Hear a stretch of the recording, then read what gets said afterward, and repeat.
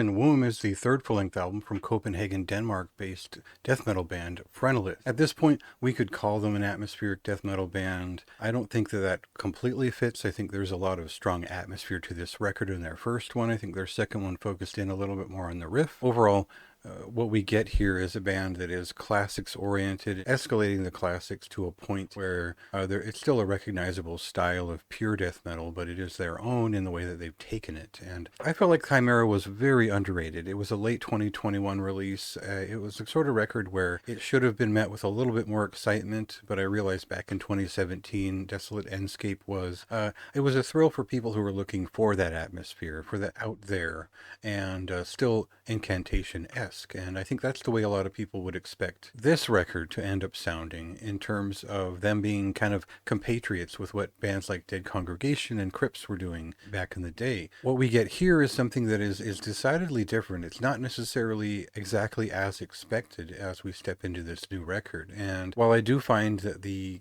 Chimera really carried the riffs overall, this one is a lot more atmospheric in its presentation. It takes its time developing those big moments. It builds up to the big riff. It really carries with it an immolation-esque sense of cinema, which is how I describe it in the review, as a slow spiraling downward oppressive weight towards that heaviness and that apocalyptic beast arisen, as is the general theme of the previous and this album, and vaguely. Anyhow, we'll get to a clip here, and then you can appreciate what I'm talking about in terms of just something a little bit darker in some sense, but generally just more atmospheric in its death metal heft.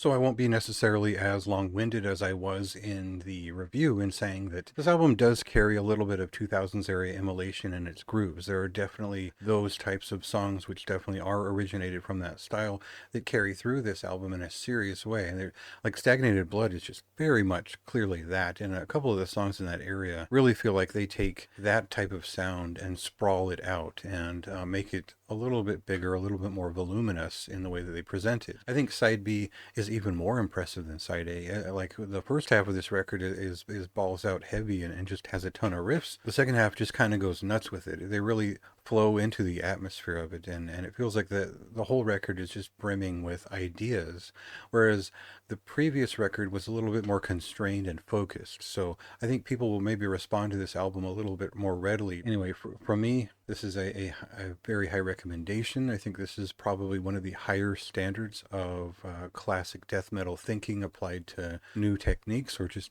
modern day. I don't think you can go wrong with anything from this band. I think that all of their associated bands are incredible. There's really no talking me off of that ledge here in terms of just completely appreciating everything that comes out of Denmark. So in that sense, this is another great record from a lot of great musicians. This is top-notch death metal for 2025. I think it should be recognized as such. It's just a fantastic record, particularly fine album art. For me, this is one of the, or if not the best record out in February, and one to be celebrated. So check it out for yourself. It released on February 7th, and read my full written review for more of my thoughts on the album.